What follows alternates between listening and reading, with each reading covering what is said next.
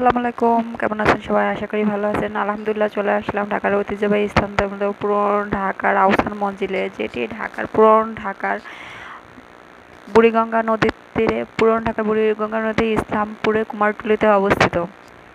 যারা বাইরে থেকে নৌপথে আসতে চান তারা এসে সদরঘাট নামতে পারেন, এবং যারা বাইপথে আসতে চান তারা পুরনো ঢাকায় নেমে তারা 20 টাকা দিয়ে রিক্সা ভাড়া করে চলে আসবেন আহসান মঞ্জিলে। তো ঢাকার এখানে ঐতিহ্যবাহী স্থানদের মধ্যে আহসান মঞ্জিল, যেটি প্রতিষ্ঠাতা নবাব গনি মে 1859 খ্রিস্টাব্দে এর কার্যক্রম শুরু করে এবং 1872 খ্রিস্টাব্দে কার্যক্রম শেষ হয়, এবং তার পুত্র নবাব আহসানুল্লাহর নাম অনুসারে নামকরণ করা হয় আহসান মঞ্জিল, যেটি ঢাকার সর্বপ্রথম 1901 সালে সর্বপ্রথম বিদ্যুতের ব্যবহার হয় এবং বিদ্যুৎ এর আলো জ্বলে আহসান মঞ্জিলে, সেই আহসান মঞ্জিল।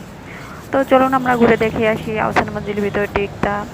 তো এটি আছে কেন আমরা ভিতরের দিকে যাবো। এটি আছে বাইরের দিকটা, বাইরের লুকটা দেখতে অসম্ভব সুন্দর। এবং তৎকালীন সময়ে এটি নবাবদের কাছারি ঘর হিসেবে ব্যবহৃত হতো। বর্তমানে এটি জাদুঘরের আওতায় রয়েছে।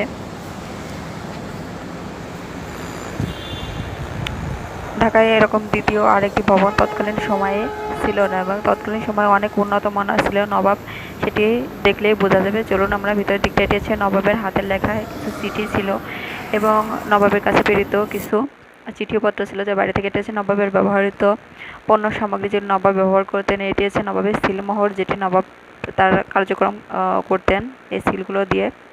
এটি আছে হাতির দাঁতের তৈরি দ্রব্য সামগ্রী। হাতের দাঁতের কথা আমরা শুনি, হাতের দাঁতের পণ্য হয়, কিন্তু এটি হচ্ছে এখানে সে হাতের দাঁতের পণ্য।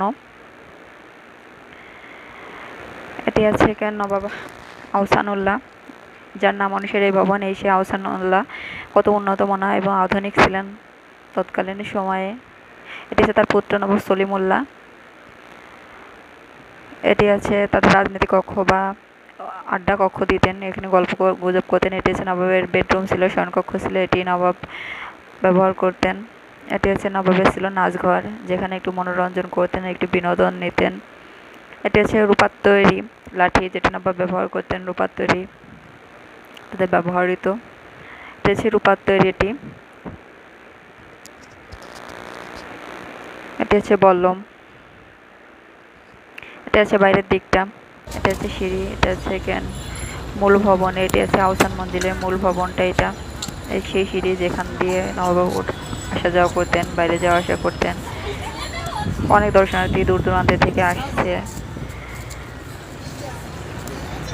এবং পরিবারবর্গ সহ ঘোরার জন্য অসম্ভব সুন্দর আহসান মঞ্জিলটা, এখানে প্রতিদিন এরকম দর্শক ভিড় করে এবং দূর দূরান্ত থেকে আসে পরিবারবর্গ। এটি হচ্ছে বাইরের দিকটা।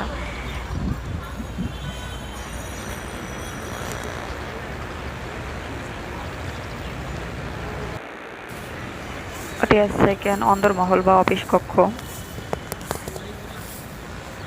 অনেকে আছে। আচ্ছা, অন্দরমহলের দিকটা আমরা যাব সামনের দিকটাতে।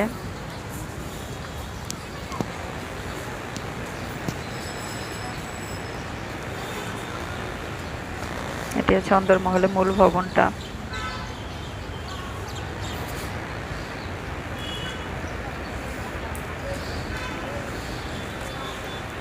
এটি আছে সেই মূল ভবন আহসান মঞ্জিলে, যেখানে নবাবদের আবাসস্থল ছিল। আর এর পাশেরটা আছে অন্দরমহল বা অফিস কক্ষ। যে যার কাজে সবাই ছবি তোলা, ভিডিও করা। আসলে এত সুন্দর একটা মুহূর্ত ক্যামেরা বন্দি না করে সত্যিই পারা যায় না।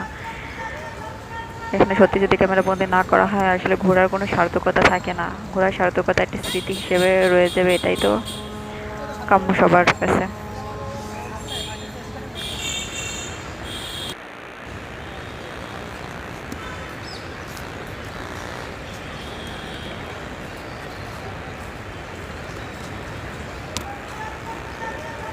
সামনে আছে সদরঘাটটা এদিকে।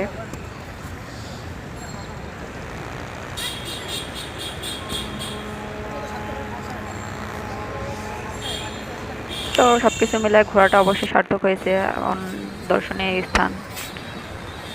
এটা আছে মূল ভবনটা। আকাশটা অসম্ভব সুন্দর ছিল, নীল ছিল, আসলে দেখাচ্ছিল সবকিছু মিলায়। তবে সার্থক হয়েছে আমার ঘোরাটা। আপনারা চাইলে আসতে পারেন আহসান মঞ্জিলে ঘোরার জন্য, এবং একটু বিনোদন পাওয়ার জন্য, এবং পরিবারবর্গের সাথে সুন্দর একটা সময় কাটানোর জন্য। আছে অন্দরমহল, প্রবেশ কক্ষ।